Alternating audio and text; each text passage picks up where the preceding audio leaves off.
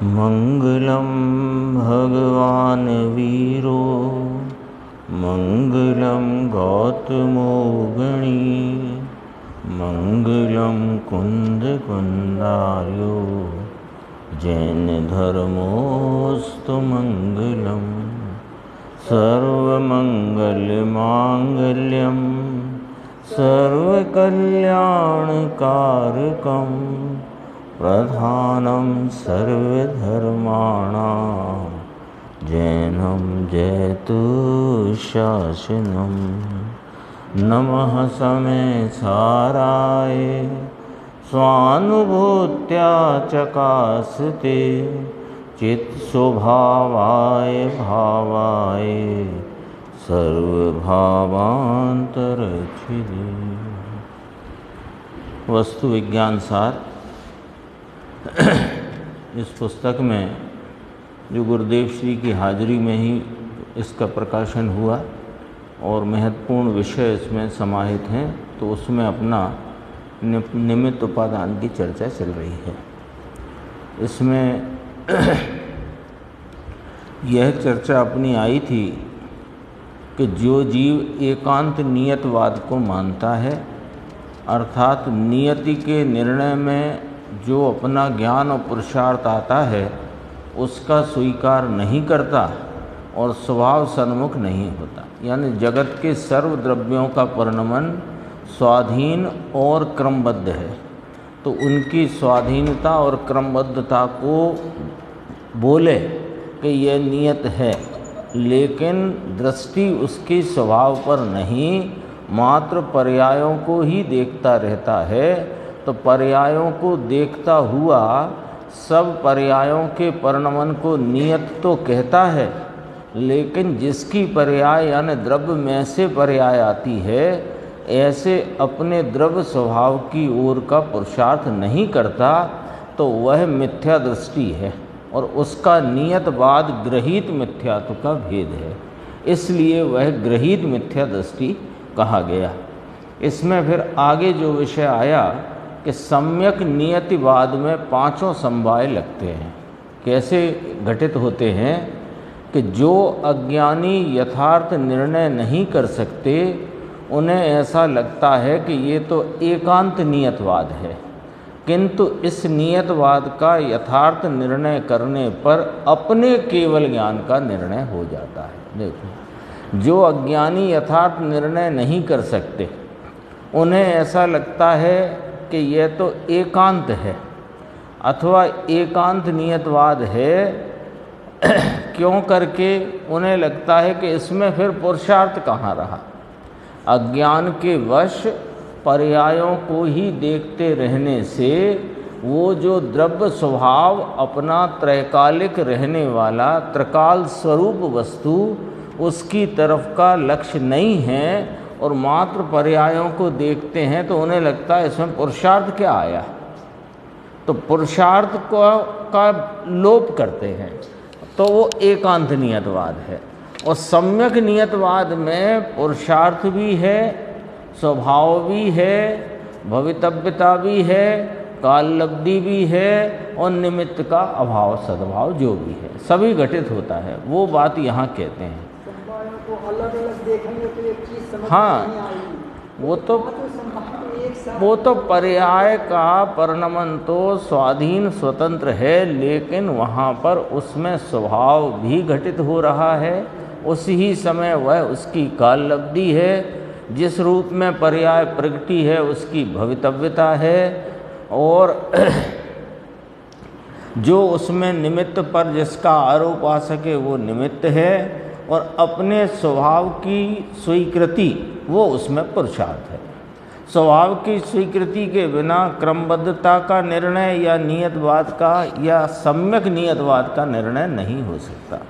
ये कहते हैं कि ये सम्यक नियतवाद को अपने स्वभाव की दृष्टि सहित यदि वह निर्णय करे तो अपने केवल ज्ञान का निर्णय हो जाता है। कैसे कि अस्थिरता का जो विकल्प उठता है उसका कर्ता आत्मा नहीं है, इस प्रकार राग का कर्तृत्व उड़ जाता है, ऐसे सम्यक नियतवाद की श्रद्धा में पांचों समवाय एक साथ आ जाते हैं। ये कहना है कि केवल ज्ञान का निर्णय कैसे हो गया कि केवल ज्ञान स्वरूप अपने चैतन्य स्वभाव की दृष्टि करने से वो अभी जितनी अधूरास या अपूर्णता है, वो अपूर्णता में जो अस्थिरता जन्य विकल्प हैं उनका मैं करता नहीं, ऐसी प्रतीति और ऐसी समझ, ऐसा विश्वास होने से राग का कर्तृत्व तो चला गया। तो सही मायने में वह तो उसी समय अपने को वीतराग अनुभव करता है। तो अपने केवल ज्ञान का निर्णय हुआ। वीतरागता कहो कि केवल ज्ञान कहो, तो अपने को वीतराग ही अनुभव करता है। जो अस्थिरता जन्य राग है उसका कर्तृत्व उसे नहीं, उस राग को अपने में लेता नहीं, अपना जानता मानता नहीं, तो कहते हैं उसको केवल ज्ञान का निर्णय हो गया। अब समवाय की बात कहते हैं कि पहले तो स्वभाव का ज्ञान और श्रद्धा की ये पुरुषार्थ हुआ, और उसी समय जो निर्मल पर्याय प्रकट होनी नियत थी वही पर्याय प्रगति है, ये नियत हुआ। उस समय जो पर्याय प्रकट हुई तो वो समय स्वकाल कहलाया, और जो पर्याय प्रकट हुई वो स्वभाव में थी वही प्रकट हुई है ना। ये नियत, ये जो चर्चा 5 समवाय की है इसमें भवितव्य कहो कि नियत कहो, है ना। ये नियतवाद की बात है ना, सम्यक नियतवाद। तो सम्यक नियतवाद यानी कि देखो, क्रमबद्धता की बात करते हैं तो उसमें काल की मुख्यता है, और नियतवाद की बात करते हैं तो उसमें भवितव्यता की मुख्यता है ना। उस समय स्वभाव की दृष्टि की बात की जाए तो पुरुषार्थ की मुख्यता है, और उस समय में वहाँ पर जो वस्तु का स्वभाव है वही तो उस भाव से प्रकटता है। निर्मल भाव, निर्मलता का जो अंश प्रगटा है, जो अतीन्द्रिय आनंद और सर्वज्ञत्व, सर्वदर्शित्व आदि अनंत शक्तियों का निर्मल भाव जो पर्याय में प्रगटा है, वो स्वभाव में था वही प्रगटा है ना। तो ये स्वभाव की मुख्यता है। और निमित्त की बात करें तो कहा कि वहाँ पर जिस पुद्गल कर्म का जिस प्रकार जो अभाव है तो वहाँ निमित्त की, तो जब निमित्त की मुख्यता करते हैं तो कहते हैं कि जब दर्शन मोहिनी का उपशम हुआ तो जीव को सम्यक्त हुआ, या जीव का मोक्ष मार्ग प्रारंभ हुआ। ये निमित्त की प्रधानता है। और कब हुआ कि अपने काल में हुआ, तो ये काल की प्रधानता है। और उसी समय में वह भाव अपने स्वभाव रूप हुआ है, ये स्वभाव की प्रधानता है। जो निर्मल भाव होना था वही हुआ है, ये नियत है, अथवा भवितव्य वही है, वह हुआ है। और कैसे हुआ है? हाँ, उसको भवितव्य भी कहते हैं, और कोई अपेक्षा योग्यता भी कहते हैं, और नियत भी कहते हैं। नियत माने फिक्स, तो वही हुआ जो होना था, तो उसी को भवितव्य कहा। और वो योग्यता उसकी उस रूप ही परिणमने की थी तो योग्यता कहा। एक ही बात है। तो कभी वो योग्यता शब्द से भी सूचित करते हैं, भवितव्यता से भी सूचित करते हैं। भवितव्यता, तो भवितव्यता, भवि माने होना, तव्यता माने होने योग्य, तो होने जो परिणाम होने रूपता वही उसकी योग्यता से हुआ है, तो योग्यता भी कहते हैं। तो नियत हुआ है माने वही होना था उस काल में, ये नियत हो गया।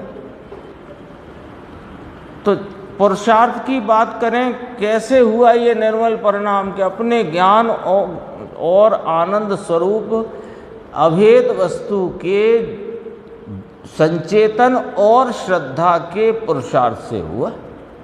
तो यहाँ 5 समवाय घटित किए नहीं। हाँ, अपन दूसरा नंबर का पहले ले लो, है ना। घटाया तो पुरुषार्थ से है, और क्या हुआ है इसलिए अपन दूसरे नंबर का पहले लेते हैं। उसी समय जो निर्मल पर्याय, किसी समय पुरुषार्थ के समय जो निर्मल पर्याय, क्योंकि एक ही समय में है पांचों, तब उनका नाम समवाय कहा। यदि अलग अलग समय हो तो उनका नाम समवाय नहीं, है ना।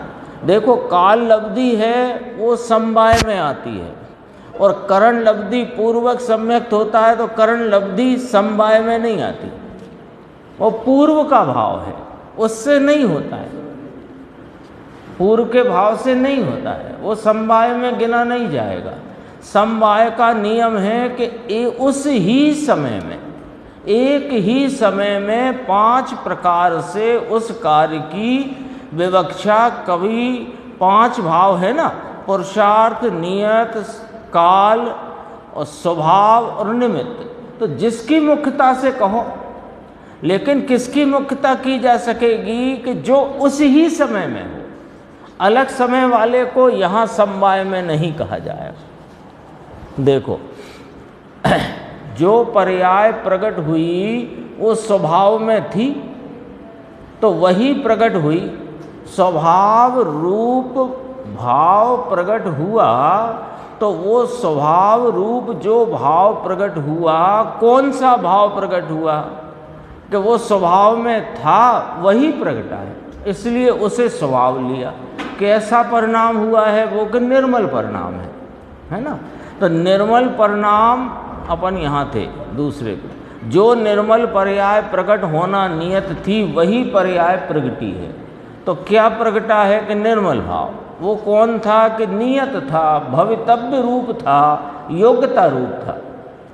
और कैसे प्रगटा है कि स्वभाव के ज्ञान और श्रद्धान से, ये पुरुषार्थ हुआ। और कब प्रगटा है कि उसी काल में जो उसका स्वकाल है। तो ये काल लब्धि कहो या स्वकाल कहो या जन्म क्षण कहो, प्रवचन सार में इसे जन्म क्षण कहा है ना। लब्धि समवाय की जो आगम की भाषा है उसमें काल लब्धि कहा और समय सार में स्वकाल कहा, ठीक है। और जो पर्याय प्रकट हुई वो स्वभाव में थी वही प्रगटी है, बाहर से कुछ आकर नहीं प्रगटा, तो इसलिए वह स्वभाव हुआ। अब रह गया निमित्त 5वां। उस समय यानी उसी समय, उस समय का अर्थ है उसी समय पुद्गल कर्म का स्वयं अभाव होता है, उपसम होता है, क्षय उपसम होता है, क्षय होता है। वह अभाव रूप निमित्त कहने में आया। और सद्गुरु यानी सच्चे गुरु की देशना उपदेश इत्यादि है वह सद्भाव रूप निमित्त है। जैसे सिंह की पर्याय में महावीर के जीव को सम्यक दर्शन रूप निर्मल भाव प्रगटा। अब इसको अपन घटा दो ये 5 में। कैसे प्रगटा कि स्वभाव के ज्ञान और श्रद्धान रूप पुरुषार्थ से वह निर्मल पर्याय जो नियत थी वही पर्याय प्रगटी है। और किस काल में प्रगटी है कि अपने स्वकाल में प्रगटी है।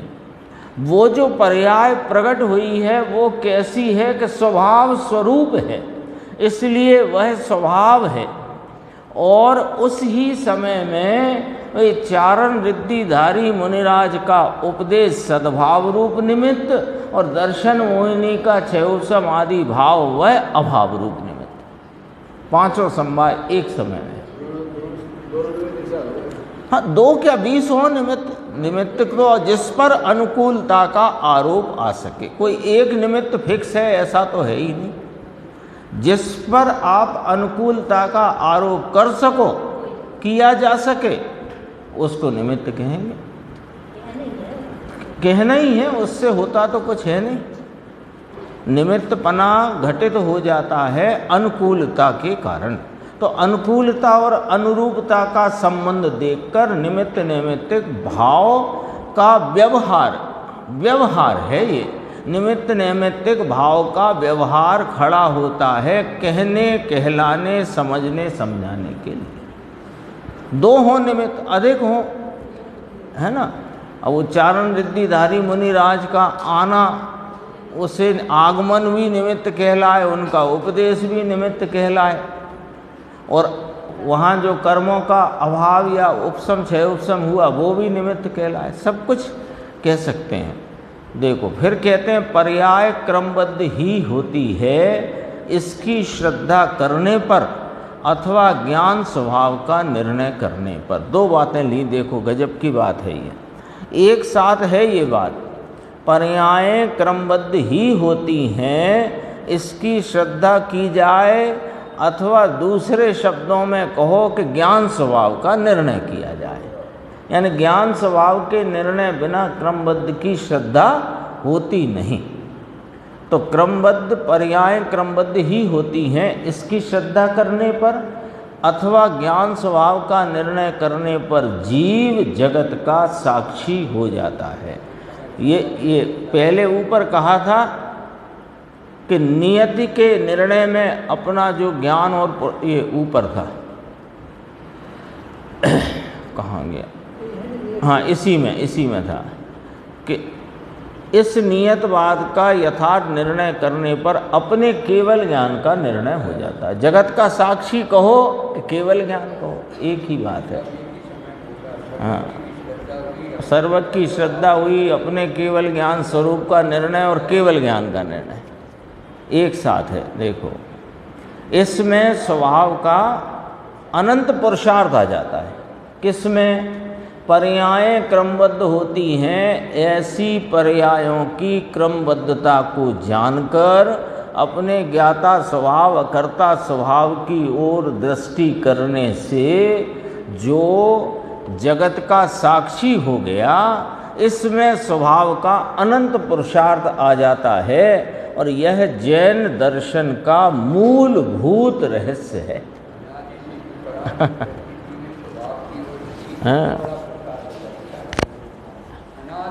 अनादि से दृष्टि नहीं थी, कहाँ थी कि पर द्रव्यों में कर्तापने की भ्रांति इस जीव को अनादि से चली आई है। ऐसी लेखनी आई है ना, ऐसा लिखा गया है कर्ता कर्म अधिकार के प्रारंभ में, अनादि से ये जीव को, है ना। तो एक आई थी चर्चा, गुरुदेव ने उसमें ली है परमात्म प्रकाश में, सिद्धों की जब चर्चा करी कि अनंते हैं सिद्ध, कब से हैं? अनंत काल से हैं।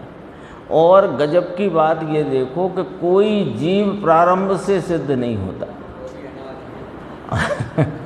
प्रारंभ से सिद्ध होता नहीं कोई जीव, और अनादि से अनंत सिद्ध हैं, और सब सिद्ध हुए हैं। ऐसे ही नहीं कि अपने से ही सिद्ध हों, सिद्ध हुए माने सब अनादि से अज्ञानी जीव अपना अज्ञान मेटकर ज्ञान स्वभाव के आलम्बन द्वारा सिद्धत्व को प्राप्त हुए हैं। तो अनादि से अनंत सिद्ध हैं, अनंत काल से।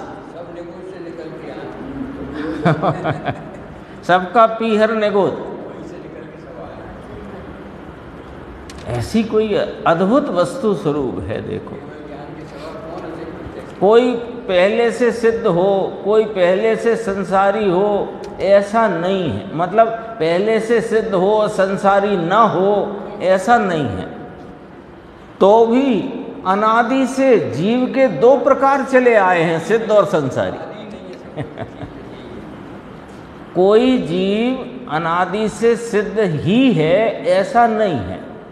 संसारी है, वही संसार का अभाव करके सिद्धत्व को प्राप्त हुआ है। लेकिन अनादि काल से जीव के दो प्रकार चले आए हैं, संसारी और सिद्ध, और अनंत काल तक ऐसे ही रहेंगे। इसकी एक चर्चा और आती है कि अंगुल के असंख्यातवें भाग में असंख्य शरीर हैं, और एक शरीर के आश्रित अनंत जीव हैं। कितने अनंते कि अभी तक जितने सिद्ध हुए हैं उससे अनंत गुने। समझ में आई बात? उससे अनंत गुने, और अनंत काल बाद भी यही गणित रहेगा। जैसे आज 2023 है, मान लो अपनी गिनती के हिसाब से। अब 2023 तक जितने सिद्ध हुए हैं अनादि से, उससे अनंत गुने जीव हैं। और ये इनकी अनंतता संख्या में तब भी रहेगी, अनंत काल बाद भी। और प्रत्येक 6 महीने 8 समय में 608 जीव मुक्त होते रहेंगे, और अनंत काल में अनंते और सिद्ध हो जाएंगे। तब भी वे जो निगोद की जीव राशि जितनी वो उस प्रमाण में बताई गई है, अंगुल के असंख्यातवें भाग में असंख्य शरीर और एक शरीर के आश्रित अनंत जीव। कितने अनंत के अब तक कह रहे हैं और अनंत काल के बाद भी यही कहेंगे कि अब तक जितने सिद्ध हुए उससे अनंत जीव अनंत हैं, वे अनंत हैं। अक्षय अनंत जीव राशि है। अनंत काल तक मुक्त होने पर भी कभी संसार खाली नहीं होने वाला।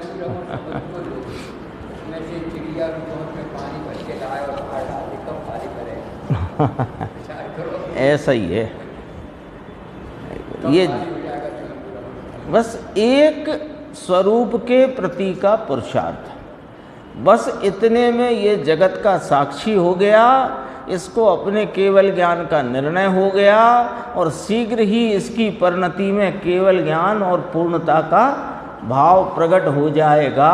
ये जैन दर्शन का मूलभूत रहस्य है। देखो आगे और बात कहते हैं, सम्यक नियतिवाद और मिथ्या नियतिवाद।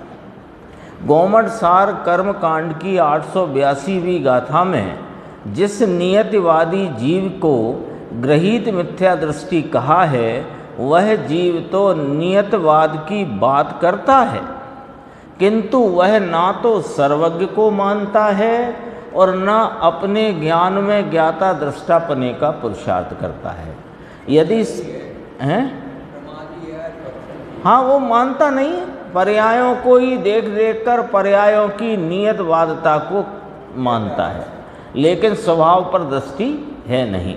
तो सर्वज्ञ को भी नहीं मानता, अपने सर्वज्ञ स्वभाव को भी नहीं मानता, न उसके प्रति का पुरुषार्थ है। यदि सम्यक नियतिवाद का यथार्थ निर्णय करे तो उसमें सर्वज्ञ का निर्णय एक और स्वभाव के ज्ञाता दृष्टापने का पुरुषार्थ आ ही जाता है, और यह सम्यक निर्णय ग्रहीत और अग्रहीत मिथ्यात्व का नाश करने वाला है। देखो, मिथ्या नियतिवाद को ग्रहीत मिथ्या दृष्टि कहा और सम्यक नियतवाद को मानने वाला सर्वज्ञ का श्रद्धानी है और अपने सर्वज्ञ स्वभाव आत्मा का श्रद्धानी है। उसके ग्रहित अग्रहित दोनों प्रकार के मिथ्यात्व का नाश हो जाता है। किस पुरुषार्थ से? अपने स्वरूप के प्रति का स्वरूप के आलम्बन रूप पुरुषार्थ से। सम्यक नियतिवाद कहो या स्वभाव कहो, उसमें प्रत्येक समय की पर्याय की स्वतंत्रता सिद्ध हो जाती है। अब कहते हैं देखो, यदि इस न्याय को जीव भली भांति समझे तो उपादान निमित्त संबंधी सभी गड़बड़ दूर हो जाएंगी। क्यों? कि अभी जो तुम निमित्त से किसी प्रकार के कार्य की उत्पत्ति मानते हो, अथवा निमित्त का सहयोग मानते हो, अथवा निमित्त से कुछ मदद मिलती है ऐसा जो मानते हो, ये तुम्हारी मान्यता में भ्रांति है। क्यों भ्रांति है? क्योंकि प्रत्येक द्रव्य का प्रत्येक परिणाम स्वाधीन स्वतंत्रपने अपने स्वयं काल में जो नियत है वही परिणाम स्वतः उत्पन्न होता है। उसमें निमित्त की कोई मदद, सहारा अथवा कोई कर्तृत्व नहीं है।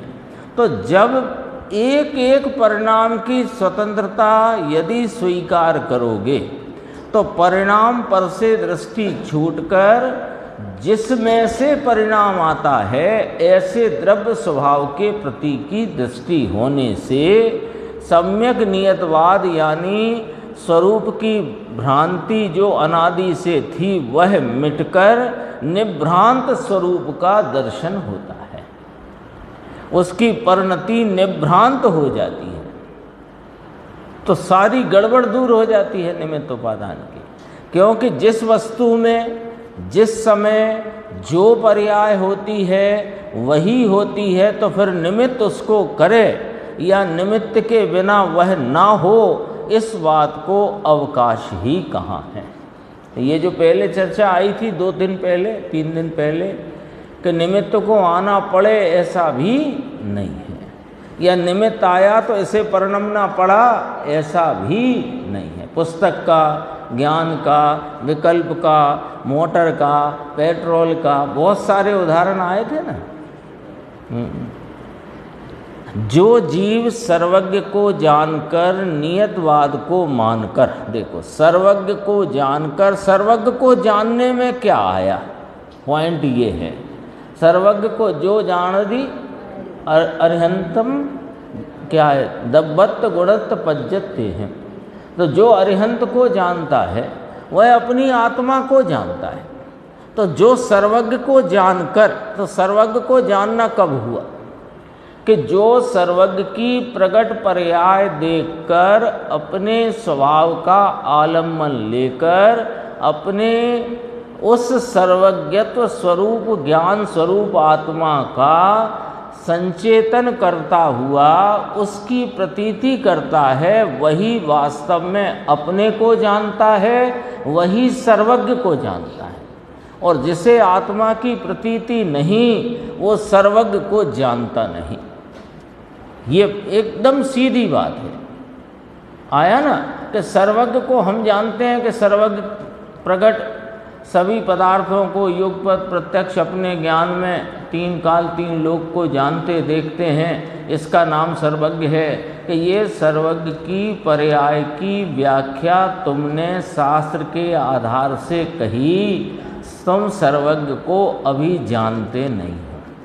क्योंकि सर्वज्ञ को जानना कब हुए कि सर्वज्ञ को जो पर्याय प्रकट है वैसा ही स्वरूप मेरे पास त्रिकाल विद्यमान है, उसका आलम्बन लेकर अपने स्वरूप का संचेतन और प्रतीति होए तो तुमने सर्वज्ञ को जाना। इतना ही लिखा इसमें, जो जीव सर्वज्ञ को जानकर। तो सर्वज्ञ को जानना यानी अपने आत्मस्वरूप की संचेतना, आस्वादन और प्रतीति। नियतवाद को मानकर, क्या नियतवाद माना कि जगत का प्रत्येक द्रव्य स्वतंत्र है और उसका प्रत्येक समय का परिणमन भी स्वाधीनपने स्वतंत्र अपने स्वय काल में स्वय रूप से होता है।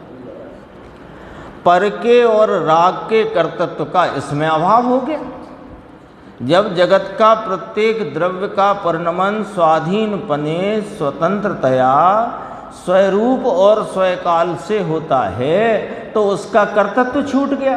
कर्तृत्व छूट गया तो राग का भी कर्तृत्व छूट गया और पर का भी कर्तृत्व छूट गया।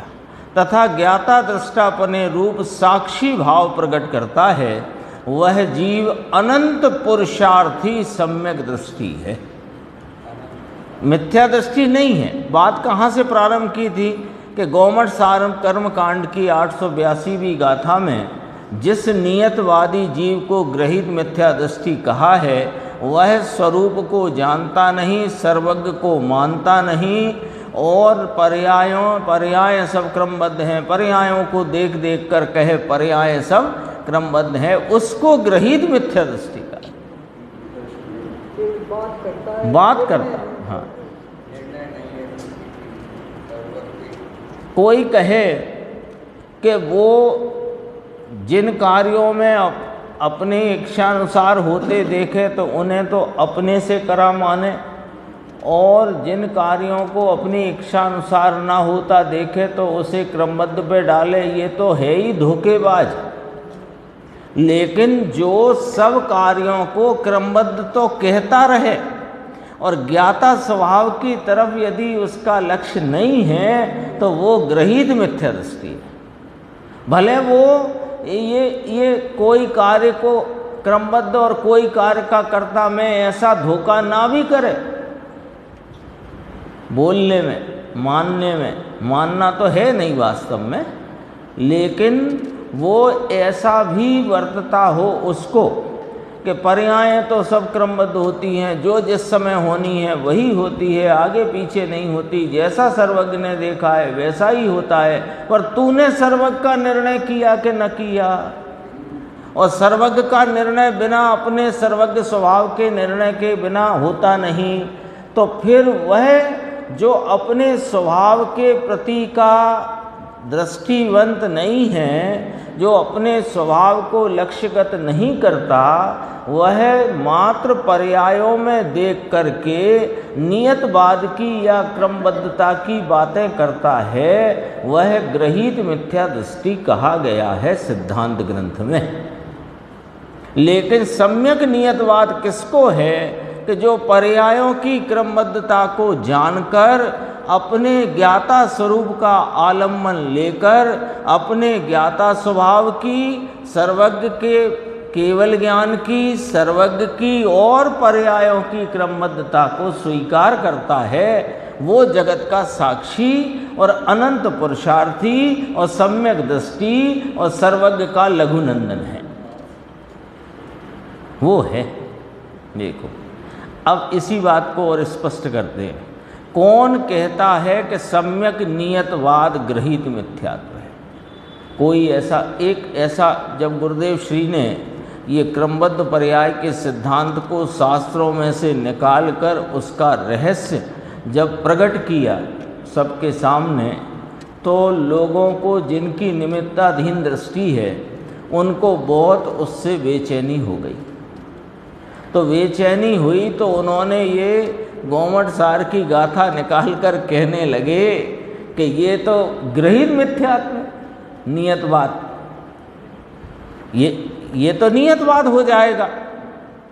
ऐसा चर्चा आई ना अपने क्रमबद्ध वाले प्रकरण में भी अपना जो चला, तब उसमें भी ये चर्चा आई थी कि यदि क्रमबद्धता मानी जाए पर्यायों की तो ये तो नियतवाद हो जाएगा, और नियतवाद हो जाएगा तो ये तो गृहीत मिथ्या दृष्टि है। तो गुरुदेव ने उस समय भी यही कहा था कि हाँ नियतवाद ही है, पर सम्यक नियतवाद है।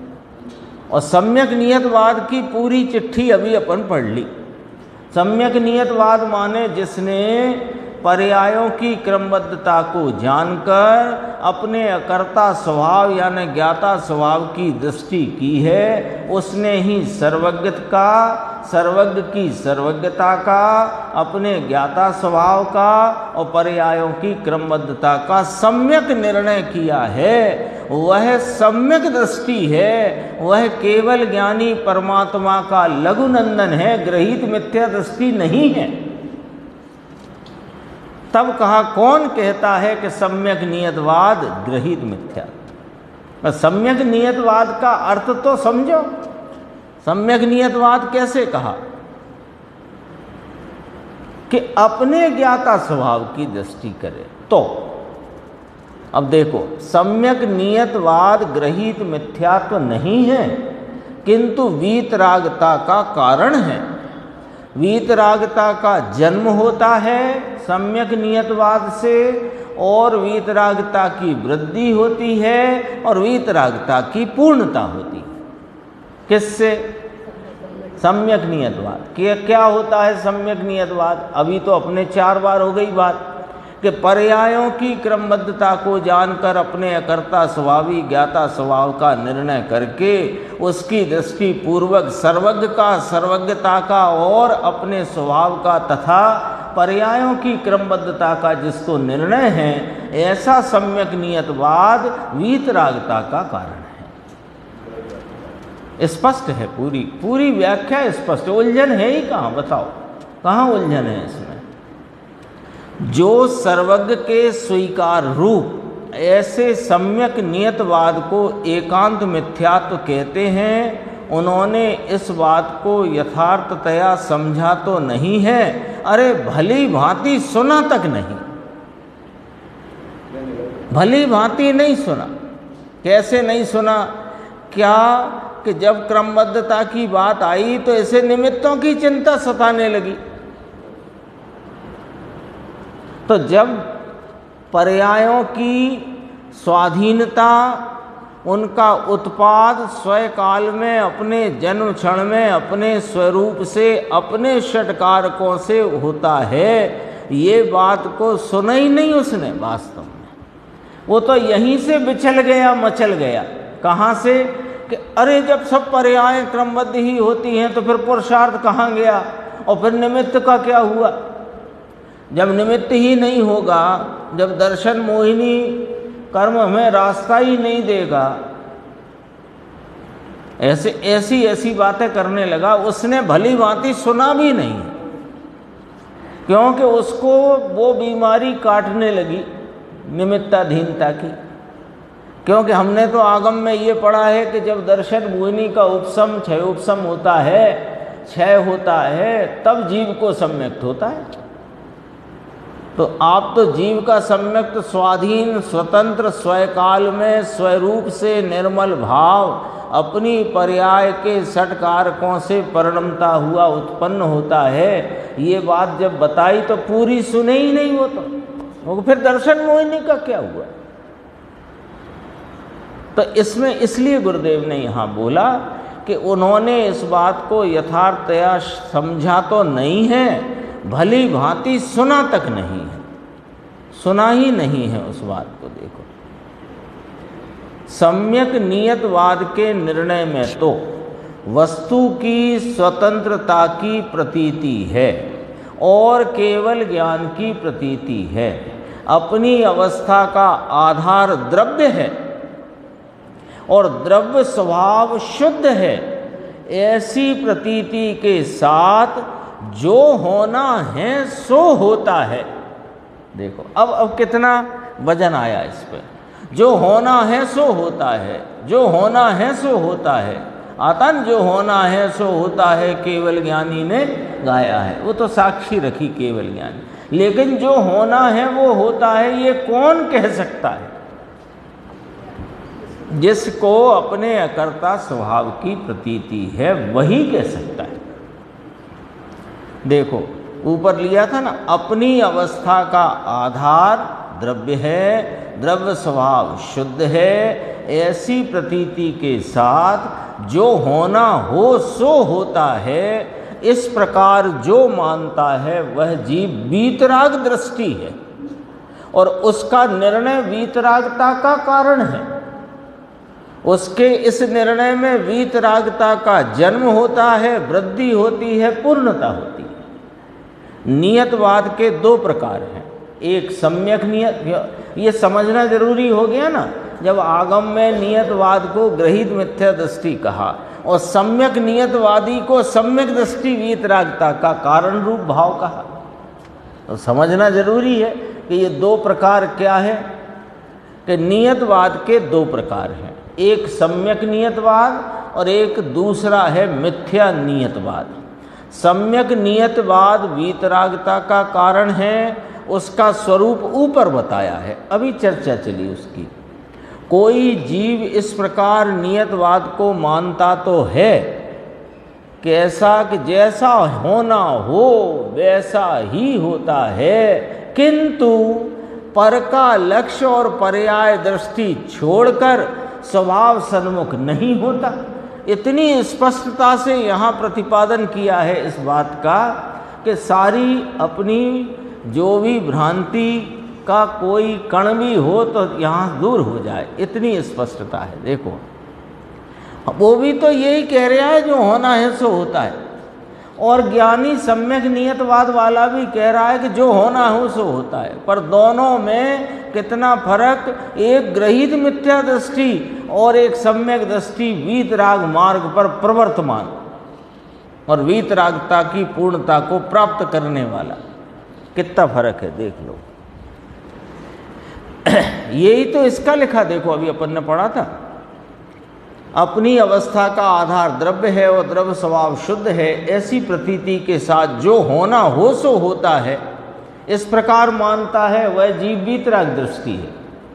और यहाँ फिर कहा जैसा होना हो वैसा ही होता है, किंतु पर का लक्ष्य और पर्याय दृष्टि छोड़कर स्वभाव सन्मुख नहीं होता। अथवा नियति का निश्चय करने वाले अपने ज्ञान और पुरुषार्थ की स्वतंत्रता को जो स्वीकार नहीं करता, पर और विकार के कर्तृत्व रूप अभिमान को नहीं छोड़ता, इस प्रकार पुरुषार्थ का निषेध करके ल्यो। हाँ, ये पुरुषार्थ का निषेध करके स्वच्छंदता से प्रवृत्ति करता है। कौन हुआ पुरुषार्थ का निषेध करने वाला? सुनो अब, कि जो पर के और विकार के कर्तृत्व रूप अभिमान में पड़ा हुआ है, वह पुरुषार्थ का प्रति समय निषेध कर रहा है और स्वच्छंदता का सेवन कर रहा है। स्वच्छंदता अपन तो उसको कहते हैं ना कि राग की मंदता रूप परिवर्तन ना करे, वो स्वच्छंद। अरे वो स्वच्छंदता तो यूँ कही कि जो अपने अकसाय स्वभाव को जान करके भी उसकी परिणति में अकसाय स्वभाव के आलम्बन के कारण कषायों का घटना मिटना होता है, तो सहज उसे राग की मंदता होती है। लेकिन जिसने स्वभाव का आलम्बन ही नहीं लिया, उसे राग की मंदता हो वो भी स्वच्छंदता, और राग की मंदता ना हो वो भी स्वच्छंदता। बात आई, ख्याल में आई ना बात? वो तो राग के कर्तृत्व में डूबा हुआ है। हाँ, उसको ये लगता है ये कैसे है, पर और विकार के कर्तृत्व रूप अभिमान को नहीं छोड़ता। इसका विस्तार अपन विचार में लें तो क्या आएगा कि वह कर्मों को हटाना चाहता है, उन्हें उपशम हो जाए, इनका मैं क्षय उपशम कर दूं, इसका उपशम कर दूं। एकदम नज़दीक की बात करते हैं, दूर की बात तो दूर है, अन्य निमित्तों की बात तो दूर है। यहाँ तो वो कर्मों की उसकी बात करते हैं अपन कि कर्मों को हटाना चाहता है, मिटाना चाहता है, तो ये पर के कर्तृत्व का अभिमान है। कर्म का परिणमन स्वतः स्वतंत्र उनकी योग्यता प्रमाण में, उनके स्वकाल में जो होना है वो होता है। तो ये जो होना है सो होता है ऐसा तो बोलता है, लेकिन कर्म को हटाने की जुगत में रहता है, मिटाने की जुगत में रहता है। मुझे कर्म खिराना है, मुझे कर्मों की निर्जरा करना है, ऐसे पर के कर्तृत्व के अभिमान में और उस संबंधी राग के कर्तृत्व को ओढ़ कर बैठा है। देख लो, जब ये शास्त्र का अभ्यास करता है तो जो ज्ञानी साधकों के स्वरूप के आलम्बन से जो कर्मों की निर्जरा होती है, उस समय उसके जो राग का वर्णन आगम में आया किरणानी योग आदि ग्रंथों में, उसमें से पढ़ता है कि एक उपवास से इतनी निर्जरा होती है।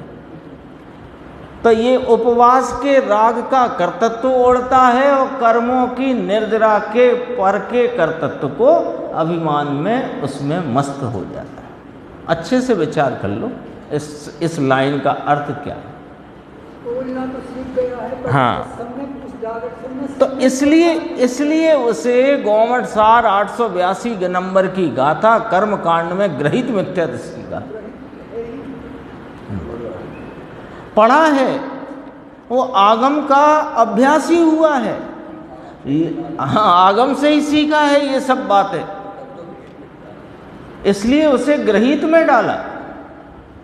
और क्या किया इसने कि जो पर के कर्तृत्व और राग के कर्तृत्व का जो अग्रहित मिथ्यात्व है उसे पुष्ट करा, उसका ही सेवन करता है। तो ये इस प्रकार अपने पुरुषार्थ का निषेध कर, ये दो लाइन में गंभीर बात कही है कि पर और विकार के कर्तृत्व रूप अभिमान को नहीं छोड़ता। ये इस प्रकार का परिणाम करूं तो कर्मों की इस प्रकार निर्जरा होगी। तो इसमें क्या आया बताओ? पर का कर्तृत्व का अभिमान आया और राग के करने की उपादेयता आई, तो राग की और पर के कर्तृत्व का अभिमान आया। तो इसमें क्या हुआ कि जो अपना बल, अपना वीर्य स्वरूप की रचना के प्रति परिणमित होना था, उसका प्रति समय निषेध कर रहा है। एक राग की उपादेयता में और पर के कर्तृत्व के अभिमान में ये प्रति समय अपने पुरुषार्थ का निषेध कर रहा है। वो पुरुषार्थ है ही नहीं, वो पुरुषार्थ है नहीं। पुरुषार्थ की तो व्याख्या है, पुरुषार्थ किसे कहते हैं कि जो स्वरूप की रचना करे, जो विभाव की रचना करे, उसका नाम पुरुषार्थ होता ही नहीं। और पर की रचना ये कर नहीं सकता, तो परिणति में विभाव को रचता रहे, राग क्या है? विभाव, विकार है ना। तो विकार की रचना को कौन पुरुषार्थ कहेगा? तो क्या कर रहा है ये कि अपने प्रति समय अपने पुरुषार्थ का निषेध कर रहा है। चलते हैं, इस बात को समझना हो तो द्रव्यलिंगी मुनि के उदाहरण पे उत्कृष्ट ही ले लेते हैं। द्रव्यलिंगी मुनि आगम का सेवन करता हुआ और आगम में कही हुई बताई हुई बातों को बोलता हुआ, समझाता हुआ, उपदेश करता हुआ, ये शरीर की क्रिया से मैं कर्मों की निर्जरा करके मैं मोक्ष को प्राप्त कर लूँगा और रागादिक की मंदता से कर्मों की निर्जरा होती है। इसने प्रति समय अपने पुरुषार्थ का निषेध किया है और स्वच्छंदता का सेवन किया है। आई बात समझ में कि नहीं आई? तभी तो छैडालाकार ने लिखा है, मुनिव्रत धार अनंत वेर ग्रेव्य को उपजायो पे निज आत्म ज्ञान बिना। बस उस आत्म ज्ञान को पुरुषार्थ कर दो, शब्द को, पे निज पुरुषार्थ बिना सुख लेस ना पायो। आत्म ज्ञान कहो या पुरुषार्थ कहो, एक ही बात है। अपने को लगता है कि ये बड़ा पुरुषार्थी है और वो प्रति समय पुरुषार्थ का निषेध करने वाला है। क्यों कैसे? कि अपने जो जगत के पदार्थों के पर्यायों के स्वाधीनता रूप परिणमन को स्वीकार न करता हुआ अपने अकर्ता स्वभाव की दृष्टि करता नहीं है। वो न सर्वज्ञ का सेवक है, न सर्वज्ञ का श्रद्धानी है, न आत्मा का श्रद्धानी है, अपितु वह पर का और राग के कर्तृत्व का अभिमानी है। तो उसने क्या किया है कि दिखता है पुरुषार्थ करता हुआ और कर रहा है प्रति समय पुरुषार्थ का निषेध।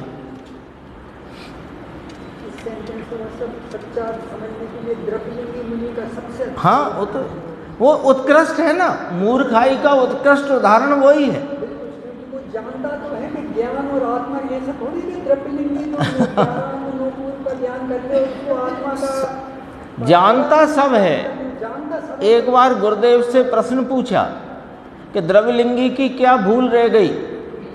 11 अंग 9 पूर्व का पाठी हुआ तो उसको और सम्यक दृष्टि, जैसे शिवभूति मुनिराज, वे तो कुछ ज़्यादा छह उपशम की खिलावट नहीं थी ना, लेकिन वे उसी भव से अपनी साधना पूर्ण करके मुक्ति को प्राप्त हुए। तो ये द्रव्यलिंगी से क्या भूल हो गई?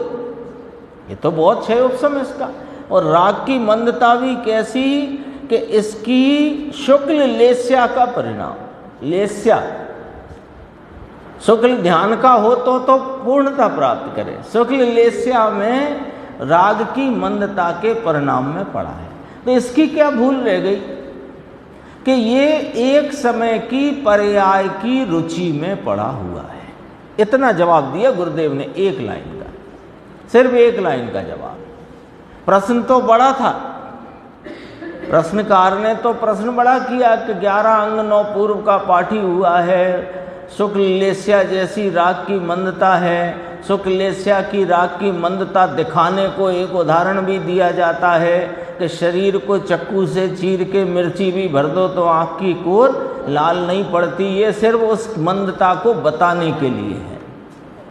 हाँ, तो वो सब पूछा, फिर इसकी क्या भूल रह गई कि ये एक समय की पर्याय की दृष्टि में उसकी रुचि में लीन है एक समय की पर्याय की रुचि में।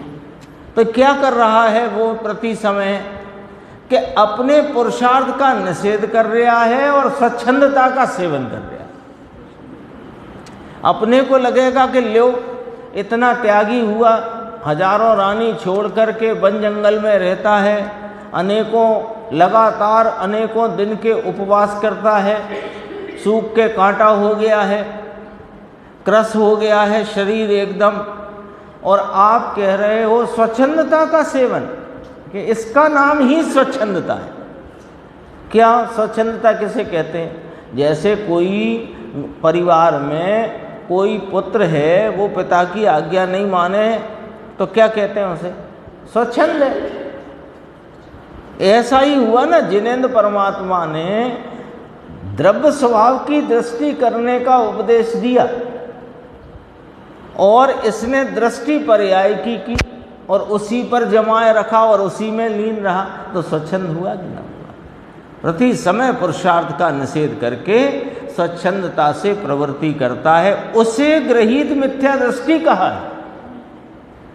उसका नियत एकांत, उसका जो नियतवाद है वो एकांत नियतवाद है, मिथ्या नियतवाद है। जो होना हो सो होता है। बहुत कठिन बात है ये समझना। जो होना हो सो होता है, इस प्रकार मात्र पर लक्ष्य से मानना यथार्थ नहीं है। पर्यायों की स्वाधीनता का जो शंखनाद गुरुदेव श्री ने ये परमागमों के आधार से और आगम के आधार से हमारे सामने किया, तो उसमें स्वरूप का लक्ष्य करने की बात ही मुख्य कही है ना? उसके लिए ही सारी बात कही है। तो जो होना हो सो होता है, इस प्रकार मात्र पर लक्ष्य से मानना यथार्थ नहीं है। होना हो सो होता है। यदि ऐसा यथार्थ निर्णय हो तो जीव का ज्ञान पर के प्रति उदासीन होकर अपने स्वभाव की ओर झुक जाए और उस ज्ञान में यथार्थ शांति व पर का अकर्तृत्व हो जाए। उस ज्ञान के साथ ही पुरुषार्थ, नियति, काल, स्वभाव और कर्म, कर्म नाम निमित्त, ये पांचों समवाय आ जाते हैं। प्रश्न है, मिथ्या नियतिवादी जीव भी जब परवस्तु बिगड़ जाती है अथवा नष्ट हो जाती है, तब यह मानकर शांति तो रखता है ना कि जैसा होना था सो हो गया, तब फिर उसके नियतवाद को सच्चा क्यों नहीं माना जाए? धोखेबाज को तो छोड़ दिया, धोखेबाज समझ गए ना, जो अपने इच्छानुसार होते कार्य को कहे। आज सुन रहा था मैं तो उनका, देवेंद्र जी का, तो रोटी अच्छी बने, दाल अच्छी बने तो मैंने बनाई, और जल गई तो क्रमबद्ध है।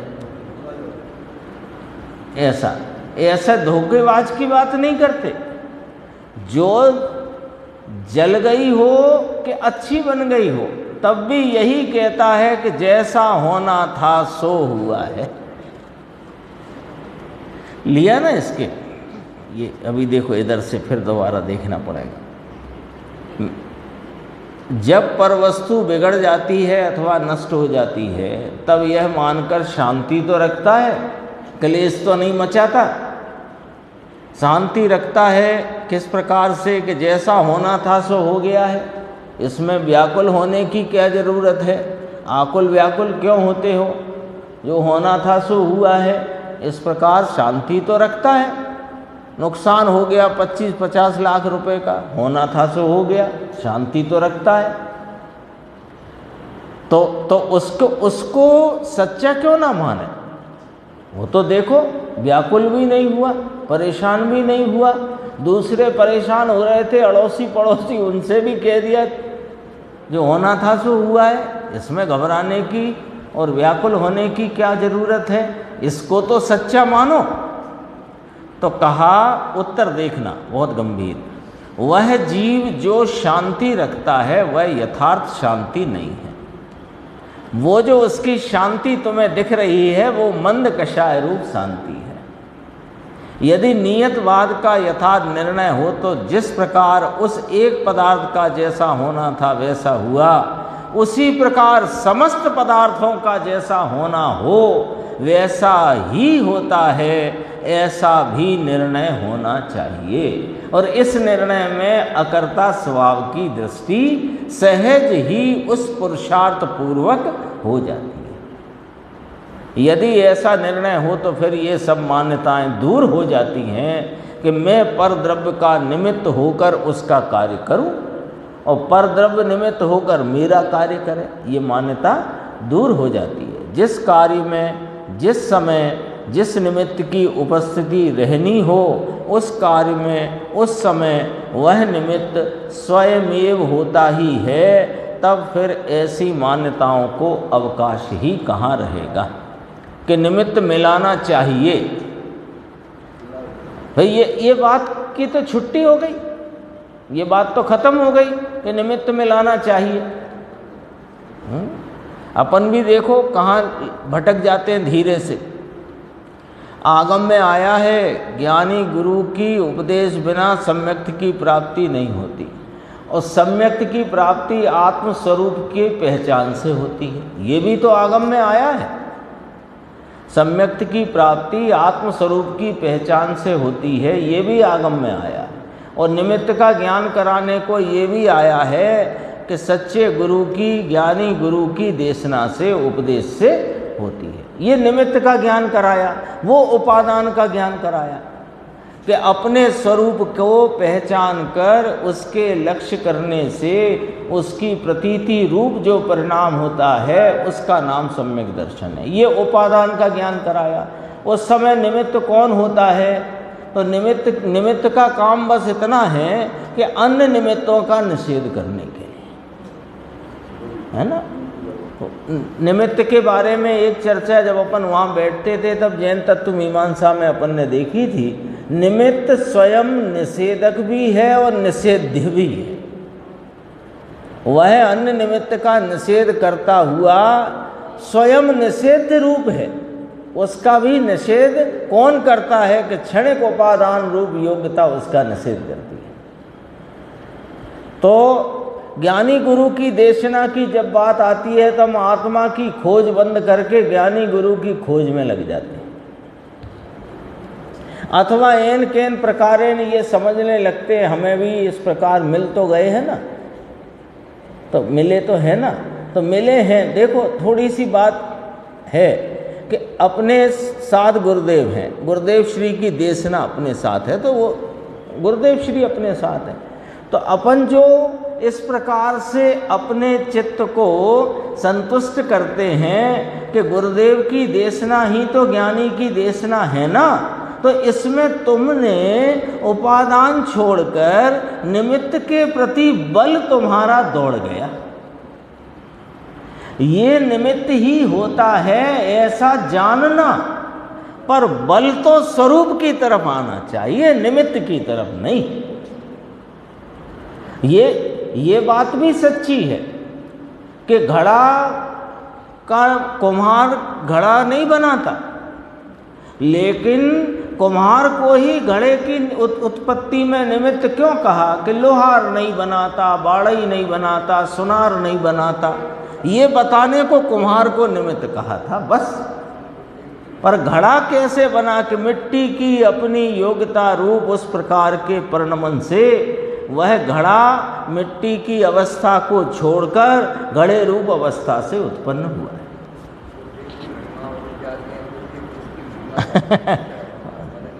गुरुदेव ने और अनेक आचार्यों ने जिसकी महिमा करी उसकी महिमा छोड़कर यदि हम गुरुदेव की और आचार्यों की महिमा में रुक जाएं, महिमा न करें ये नहीं कहते, पर महिमा में रुक जाएं तो वास्तव में उनकी भी महिमा नहीं और अपनी तो हुई ही नहीं। बात थोड़ी कड़क है। देखो थोड़ा सा रह गया, इसको पूरा कर देते हैं। उस समय वह निमित्त स्वयं में होता ही है, तो ये अपन यहाँ था कि निमित्त मिलाना चाहिए अथवा निमित्त की उपेक्षा नहीं की जा सकती, निमित्त की उपेक्षा नहीं करना चाहिए। निमित्त नहीं हो तो कार्य नहीं होता, फिर फंस गए जाके। यदि सम्यक नियतवाद का निर्णय हो तो निमित्ताधीन दृष्टि दूर हो जाती है। तब फिर प्रश्न आया कि मिथ्या नियतवाद को ग्रहित मिथ्यात्व क्यों कहा है, ये यहाँ तक अपने को पहुँचना था। उत्तर, निमित्त से धर्म होता है, ज्ञानी गुरु की देशना से सम्यक्त होता है। साफ बोलेंगे, समझना चाहिए। निमित्त से धर्म होता है, ज्ञानी गुरु के उपदेश देशना से धर्म होता है, राग से धर्म होता है, शरीर आदि का आत्मा कुछ कर सकता है, ऐसी मान्यता के रूप में अग्रहीत मिथ्यात्व जो अनादिकाल से विद्यमान था और इस जन्म के बाद शास्त्रों को पढ़कर अथवा कुगुरु इत्यादि के निमित्त से। ये कुगुरु कौन है, अब समझना पड़ेगा। कुगुरु कौन है? जब शास्त्रों को पढ़ रहा है, सच्चे शास्त्रों को सर्वज्ञ की परंपरा में आए हुए वो रचे हुए शास्त्रों को पढ़ता है, तो कुगुरु किसको कहा और कुशास्त्र किसको कहा? कि जो राग में धर्म मानने की बात सुनाए वो कुगुरु है।